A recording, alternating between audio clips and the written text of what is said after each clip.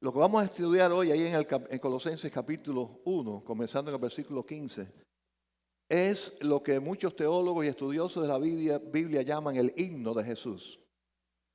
La forma en que está escrito aparece y apunta a que es un himno que se puede cantar. Por consiguiente, muchos piensan o han estudiado y han determinado prácticamente de que efectivamente se trataba de algo que la iglesia primitiva cantaba, le puso música e interpretaba hablando acerca de la persona de nuestro Señor Jesucristo. Ahí y estuve leyendo, es bien bonito cuando estas mismas palabras se agrupan en versos, inclusive algunos los puestos en 2 estrofas, otros en 3 estrofas, según el mensaje del texto. Y es precioso, y para mí es hasta sobrecogedor pensar, cuando estudiaba esto y leía esto, cómo los cristianos cantaban esto, quizás en un lugar escondidos, porque eran perseguidos, hablando acerca de la persona de nuestro Señor Jesús. Pero este maravilloso mensaje que trae este himno, estas palabras acerca de Cristo, es lo que hoy vamos a detenernos. Y comienza ahí, hermano, en el versículo 15. Así que les invito a tener abiertas sus Biblias en Colosenses capítulo 1.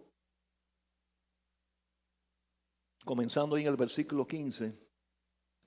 Y hablando de Jesucristo dice, Él es la imagen del Dios invisible, el primogénito de toda creación. Así que el primer verso que está en el versículo 15 habla de un aspecto muy importante y muy claro acerca de la identidad de nuestro Señor Jesús. Y está muy claro que está hablando que es algo visible de alguien invisible. Así que Dios, que es espíritu, que estos ojos no lo pueden ver, según este texto se hizo visible, ese Dios se hizo visible a nosotros a través de la persona de Jesucristo. Quiere decir que ese ser espíritu creador, que está sobre todo en este milagro maravilloso que ocurrió cuando el Señor Jesús nació de una virgen, cuando Él se encarnó, pues ese Dios que nos visita se hace visible, se hace palpable, se hace inclusive vulnerable como hombre, dispuesto a morir por nosotros. Y sabemos que en el plan de salvación de Dios estuvo y está que Jesús, su segunda persona, recibiera el castigo de toda la humanidad. Para que Él recibiera ese castigo de muerte necesitaba tener cuerpo humano, ser hombre. Y Él resucitó, y Él murió así, su cuerpo como hombre murió en la cruz, entregó su sangre por nosotros, fue sacrificado por nosotros hasta el tercer día, resucitó. Y sabemos que esa es la causa, vamos a decir, primordial por la cual Dios se encarnó. Pero también nos está diciendo que fue la forma en que Dios se hizo visible a nosotros. Fue la visita más cercana que Dios había tenido hasta ese momento con nosotros. Se hizo uno de nosotros. Y hermanos, y eso debe llenarnos a nosotros no solamente de asombro, porque realmente es algo increíble, ¿no? Cómo ese Dios eterno y creador de todo se hizo como una de sus criaturas, se encarnó. Pero lo que más nos debe asombrar es hasta dónde llegó el amor de Dios que estuvo dispuesto a hacer eso. Hasta dónde Dios nos amó, hasta dónde Dios estuvo dispuesto a buscarnos.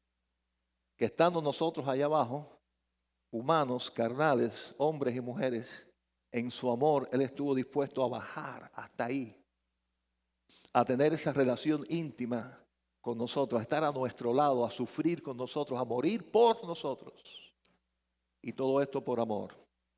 Ahora, la segunda verdad que aparece en ese verso 15 o versículo 15 ha sido muy mal interpretada por algunos. Porque fíjense que el texto dice, según la traducción de Reina Varela, el primogénito de toda creación, el primogénito de toda creación. Y muchos han interpretado diciendo, ¿ves? Ahí dice que Cristo fue lo primero que Dios creó. Tratando de poner a Jesucristo no como el creador, sino como un ser creado por Dios. Y hermanos, si si eso fuera cierto y esa interpretación fuera cierta, entraría en contradicción con todo lo demás que la Biblia enseña acerca de Jesucristo y entraría en contradicción sobre las mismas palabras de Cristo. Por consiguiente, sabiendo como un principio, ¿verdad?, que la Biblia no se contradice, podemos llegar inmediatamente y fácilmente a la conclusión de que esa interpretación está errada, que eso no es realmente lo que está queriendo decir ahí ese texto. Y por eso hay que estudiarlo profundamente. Ustedes recuerdan ahí en Juan capítulo 1, versículos 1 al 4, ese texto también tan famoso donde el Señor dice, hablando del verbo que era con Dios y que era Dios. Pero más adelante, lo vamos a ver ahora mismo en los versículos 17 y 17, que es lo que viene ahora en el mensaje, está hablando de que el Señor es parte de la creación y que todo fue creado por Él y para Él. Por consiguiente, hermanos, la interpretación y la traducción correcta de esta idea no puede ser bajo ningún concepto de que Cristo fue una criatura más de Dios, de que Cristo haya sido lo primero, por ejemplo, que Dios creó. Sabemos que el término primogénito, igualmente que el unigénito, Hijo de Dios, está referido a un título. El título de quién es Jesús. Es lo primero ante todo y es el único, el unigénito, Hijo de Dios. No es lo primero que Dios creó, es lo primero antes aún de la creación.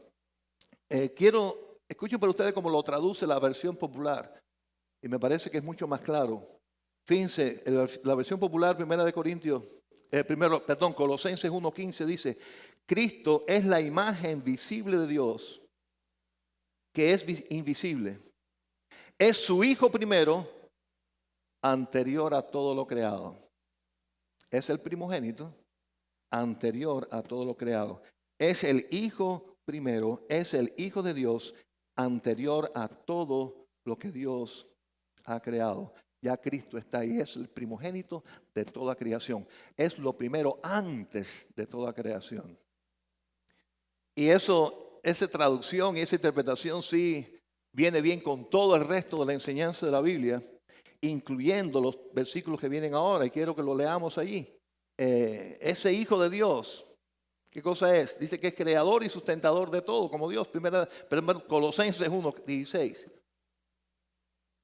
¿Cómo dice el texto?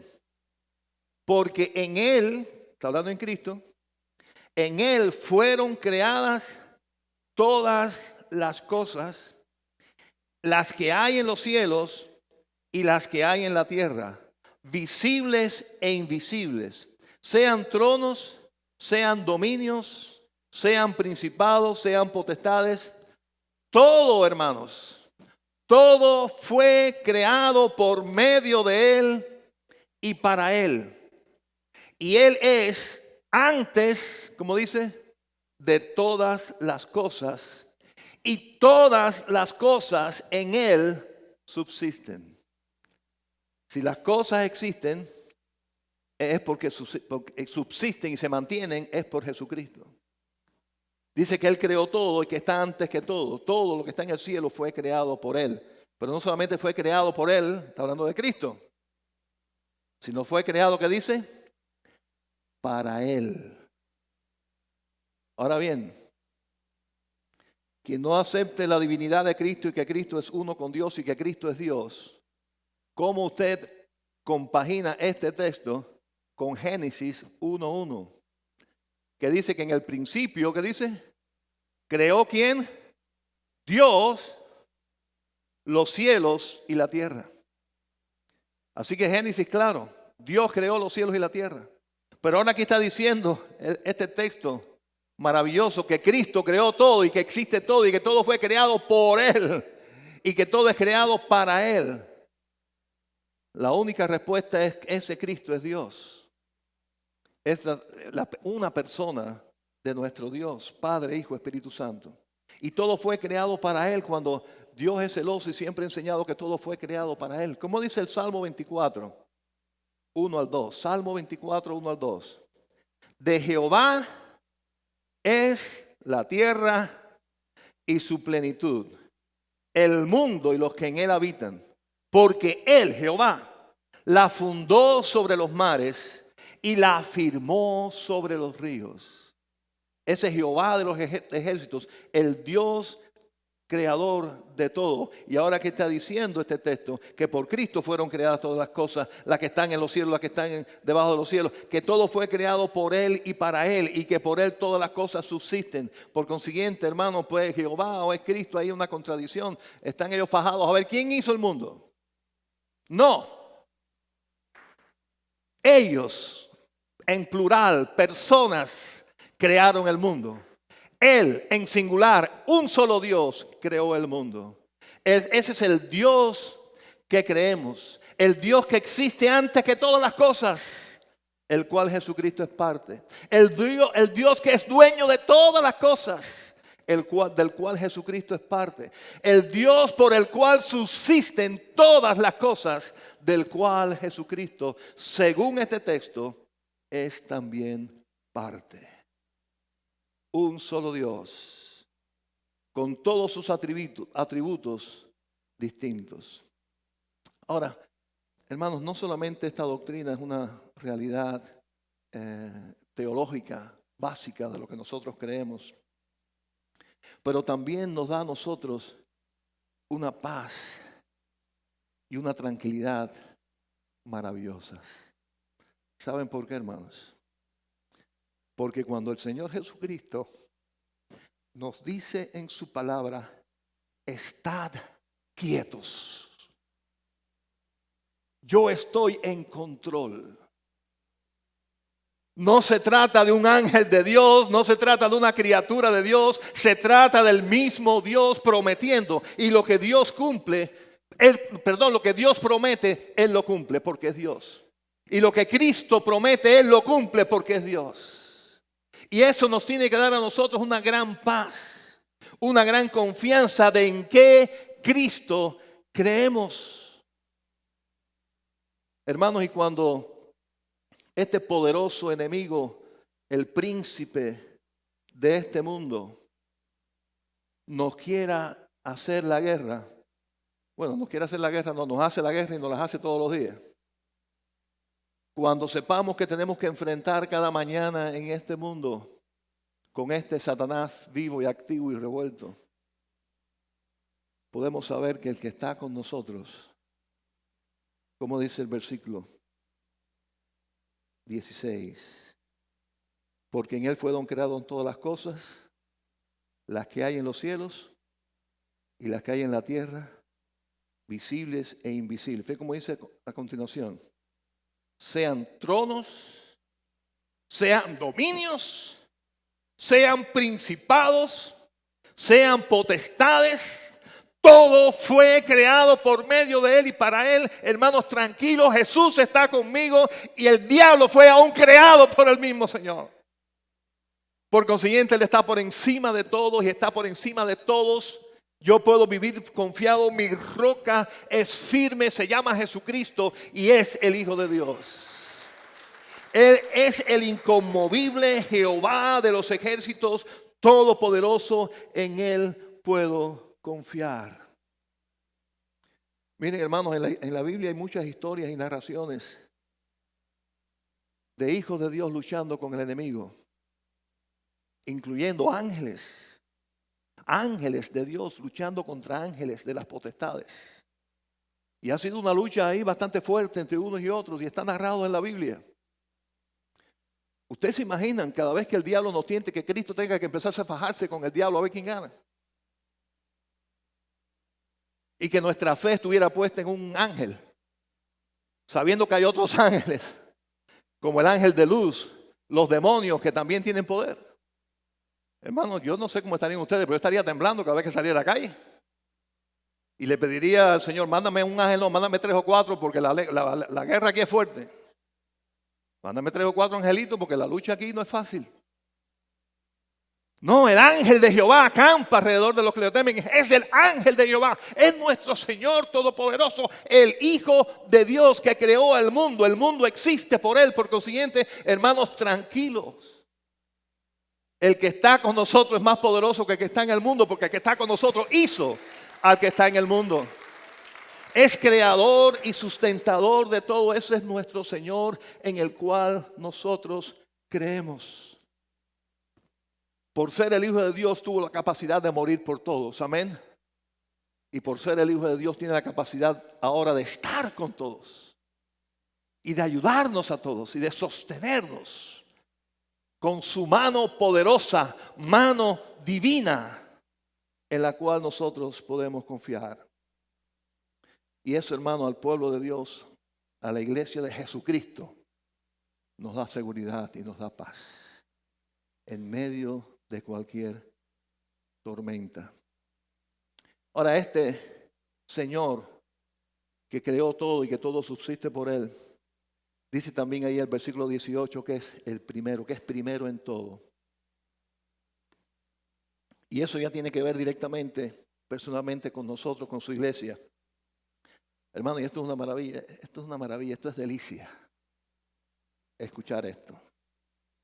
Y Él, ese creador de todo, ese que sustenta todo, ese que todo fue creado por Él y para Él, dice, es la cabeza del cuerpo que es la iglesia.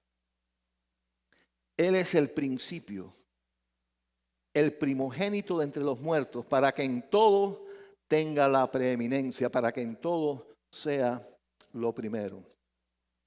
Así que, hermanos, nosotros como iglesia, que hemos declarado y sabemos que Jesucristo es nuestra cabeza, realmente no lo es porque nosotros lo hayamos declarado, es por lo que el mismo Señor enseña, es lo que la Biblia enseña. Pero nosotros lo declaramos porque es una verdad bíblica. Es nuestra cabeza, es nuestro pastor, es nuestro cimiento, que es nuestra roca, es nuestro Salvador, es nuestro esposo como iglesia, es nuestro capitán.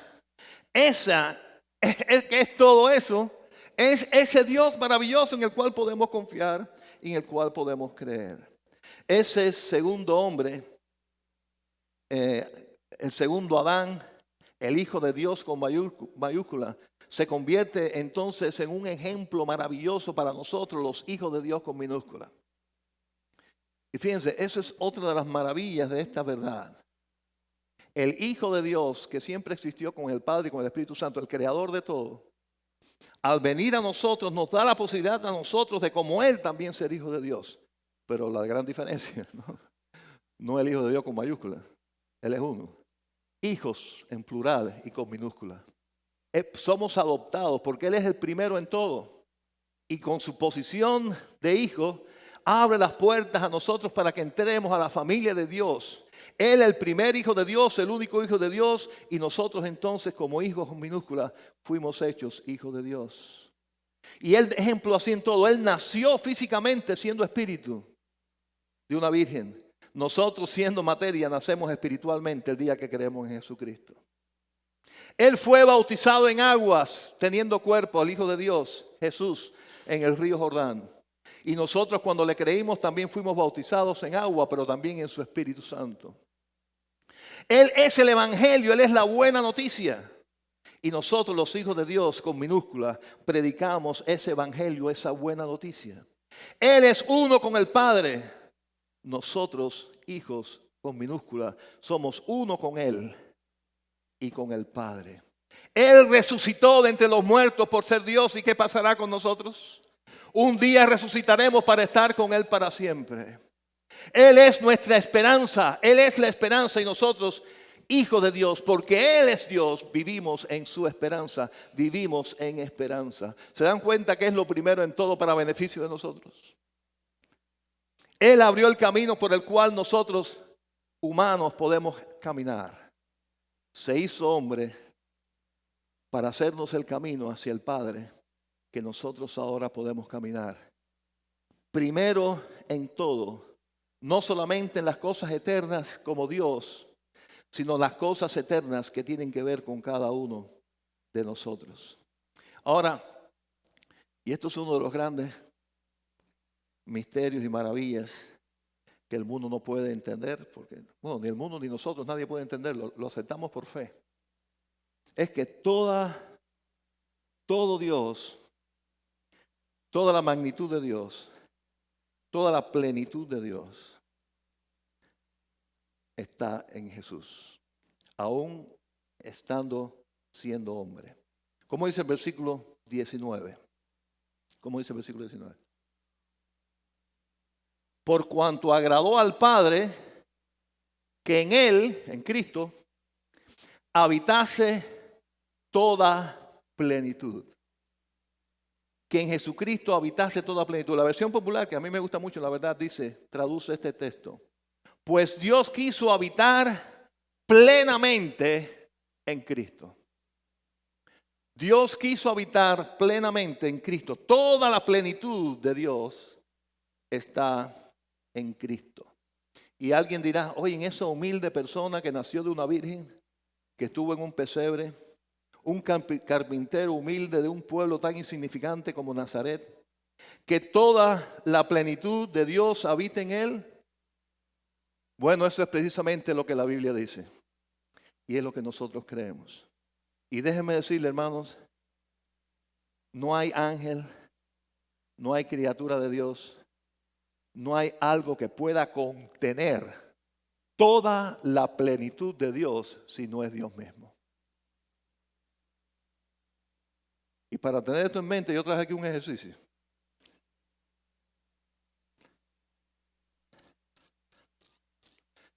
Yo le garantizo a ustedes que aquí cabe una cantidad limitada de aire. Si yo, y esto va a explotar, ¿ok? No se asusten. Lo avisé que iba a explotar, así que se está.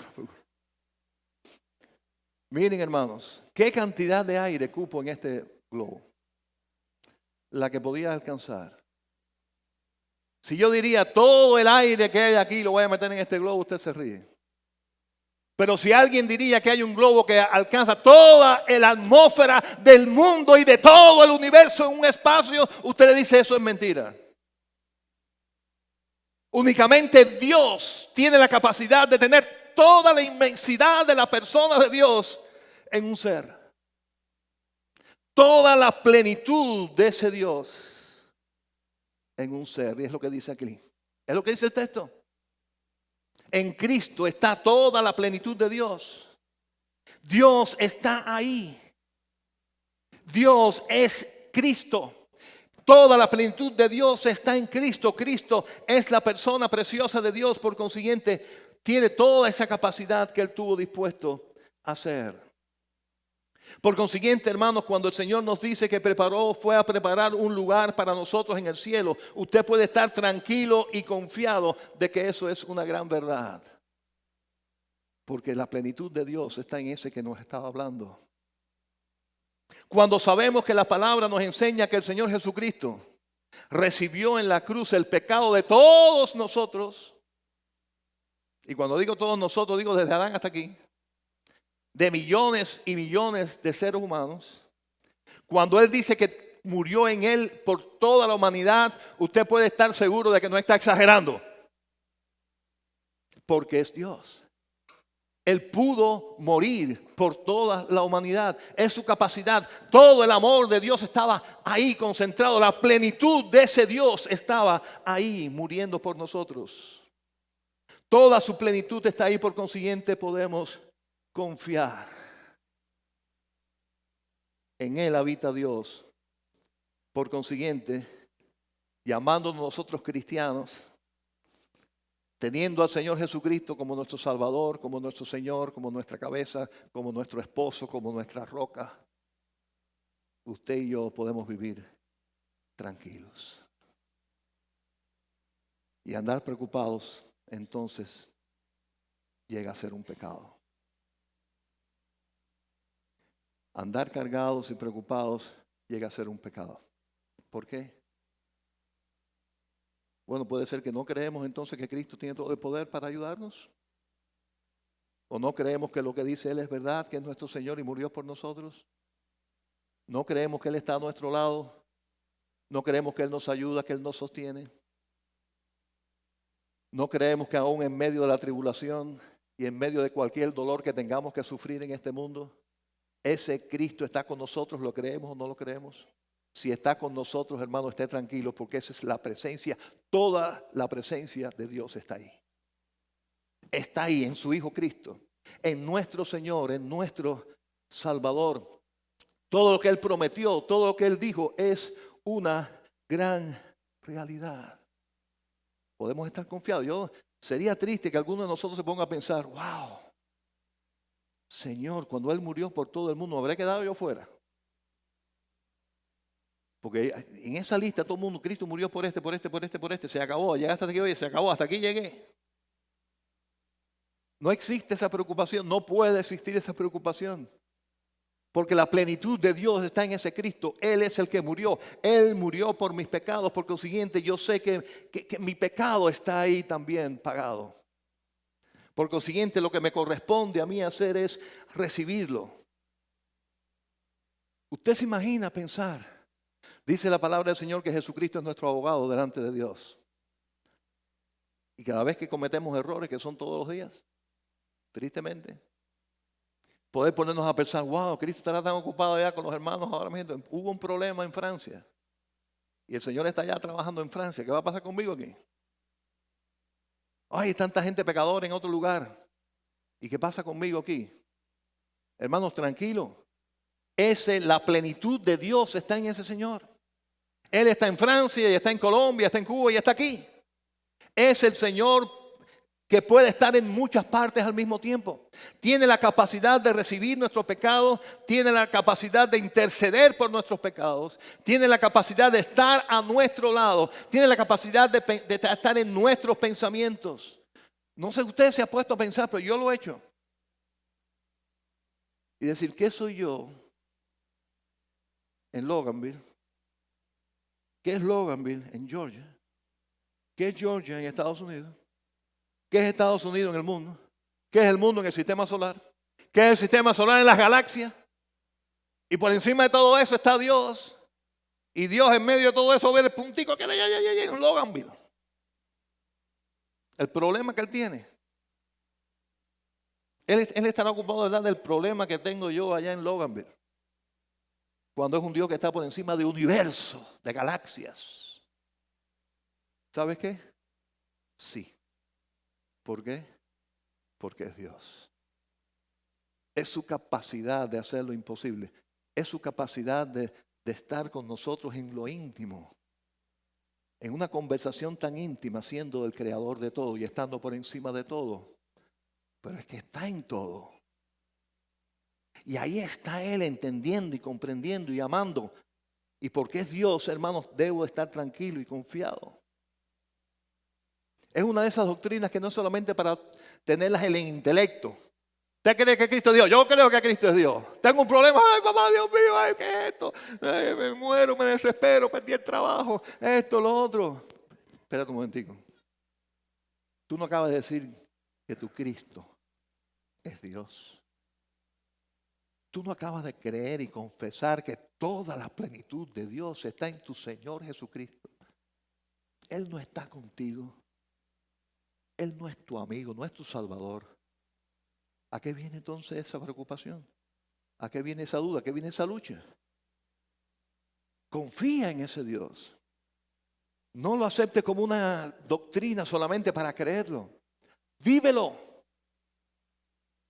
Vive sabiendo que el que está contigo tiene toda la plenitud de Dios, todo el poder de Dios, toda la omnisciencia de Dios, todo el amor de Dios, toda la misericordia de Dios está contigo. Vive acorde a eso. Responde a eso con tu vida también. Ese que servimos, ese por el cual nos reunimos, ese en el cual oramos, es el Dios Todopoderoso que merece honra, gloria y obediencia y servicio. Tomemos en serio lo que tiene que ver con Él, porque Él es lo supremo. Habla con Él en oración. Recibe sus órdenes en su palabra. Vive con Él y para Él. Priorízalo en tu vida. Hermanos, nuestra vida son 24 horas al día. Nada más. Y hay que dormir, hay que trabajar, hay que hacer una serie de cosas. Glorifiquemos a ese Dios en nuestras vidas. Con nuestras decisiones, con nuestro tiempo. Y yo me asombro y me incluyo la cantidad de tiempo que perdemos en cosas estúpidas que no van a servir absolutamente para nada. Sirven para algo, para perder el tiempo. Yo oí eso del Pokémon ese que es un muñequito de la gente jugando. Honestamente yo no sabía de qué estaba hablando. Pero yo como pastor debo estar informado. Así que entré en YouTube, entré y vi qué cosa era eso. Y me quedé asombrado. Es algo inofensivo, honestamente. Es algo totalmente inofensivo, un jueguito más. Pero yo enseguida pensé, si hay jóvenes en nuestra iglesia, o si hay aún de adultos, en esta bobería, perdiendo su tiempo en esta estupidez, I'm sorry, perdonen, sacrificando tiempo de oración, sacrificando tiempo para servir al Señor, habiendo gente enferma que visitar, habiendo gente necesitada que darle la mano, habiendo tanto que hacer para que honra a Dios y está perdiendo el tiempo en esto. Digo, esta es una herramientica más, muy simple, muy inofensiva para hacernos perder la vida. Porque esta vida es muy valiosa. Esta vida hay mucho que hacer que glorifique a Dios. Hay un Dios todopoderoso que es nuestro Señor. Y cuando hagamos nuestra agenda y hagamos nuestro presupuesto y hagamos todo en nuestra vida, tengamos en cuenta a quién servimos. Tengamos en cuenta quién es el que está con nosotros. Y ese es nuestro Señor Jesús. Conocí algo triste de una familia. Y este es un pastor, ya ellos murieron todos prácticamente. Estoy hablando hace mucho tiempo. Yo era chiquito. Para que nadie piense, ¿quién estará hablando? Olvídese de eso. Esto es generación anterior, pero yo sí conocí. Y este pastor resultó ser que tenía una cara el domingo, pero tenía otra cara y otra actitud de lunes a sábado. Maltrataba a su familia, le era infiel a la esposa. Quiere decir que podemos decir que en esa familia cristiana fue el peor ejemplo que pudiera tener alguien de un supuesto cristiano, lo tuvo esa familia. Los que sí sabían cómo era esa persona de lunes a sábado. Él podía engañar a la congregación, bueno, a Dios tampoco. Pero a su mujer no lo podía engañar ni a sus hijos tampoco. Y lo triste de esta historia es que no solamente ninguno de sus hijos, que era una familia grande, sino tampoco sus nietos, por generación, hermanos, esa gente no quiso saber nada de la iglesia. Mucho menos del cristianismo. Por el mal ejemplo de un supuesto llamado cristiano y mucho más pastor. ¿Qué tiene que ver esto con esto? Es que efectivamente podemos tener decepciones de personas. Es más, voy a ir más allá. Hubo una de las criaturas preciosas y hermosísimas de Dios llamado el ángel de luz, que se rebeló contra Dios y llegó a ser Lucifer, Satanás, el diablo. Así que hasta una criatura de Dios como un ángel puede llegar a ser decepción. Y lo fue, como fue el caso de Satanás. Ahora nosotros como cristianos podemos estar 100% convencidos de nuestro Cristo Jesús. Porque no es un profeta, no es un iluminado, no es un pastor más. Es el santo Hijo de Dios. Toda la plenitud mora en Él. Toda la plenitud de Dios mora en Él. Todo fue creado por Él y para Él.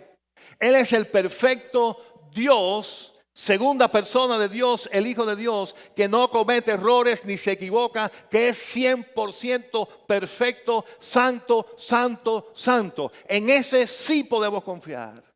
Él nunca nos va a fallar. Ninguna de sus promesas va a quedar sin cumplir. En Él podemos confiar y estar 100% seguro. Tiene todo el poder y podemos confiarle. Tiene todo el amor y podemos estar a su lado con toda confianza. Vamos a orar.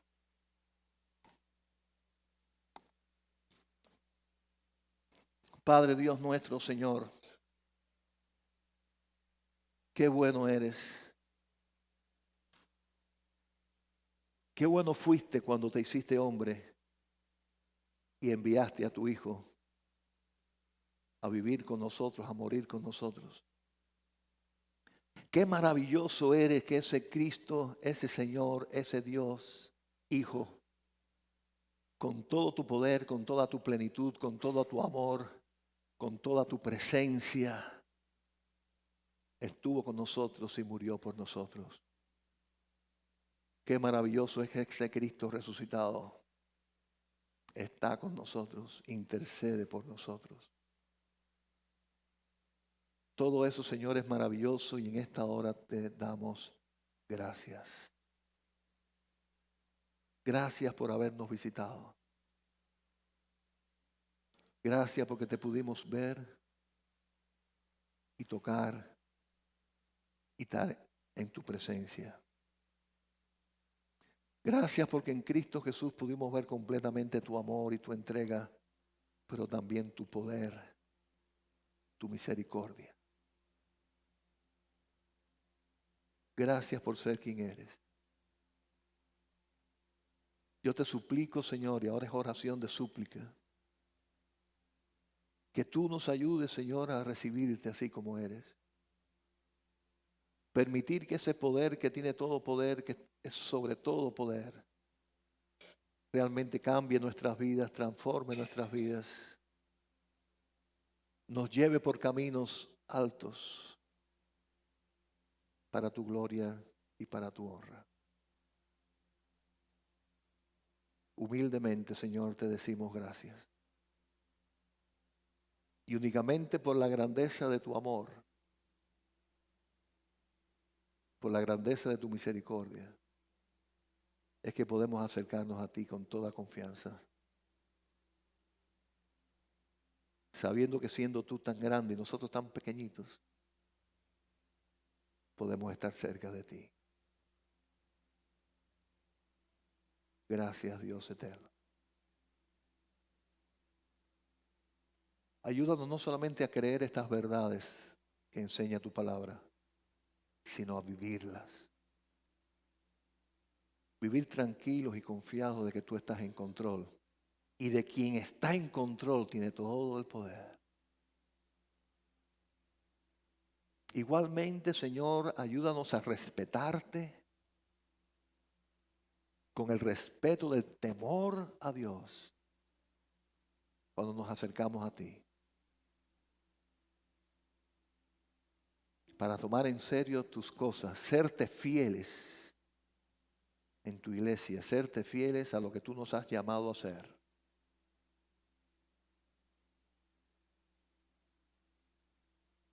No se trata de una religión que está buscando agradar a un Dios.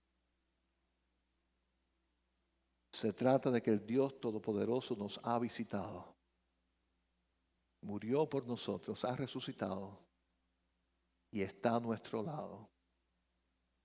Y ahora nosotros como hijos, como siervos, como su iglesia, como su congregación, le obedece y le sirve. En tus manos estamos, Señor. Y son las mejores manos que existen, las manos de Dios. Te pedimos todo esto en el nombre de ese Hijo Cristo, Señor, Creador, Sustentador.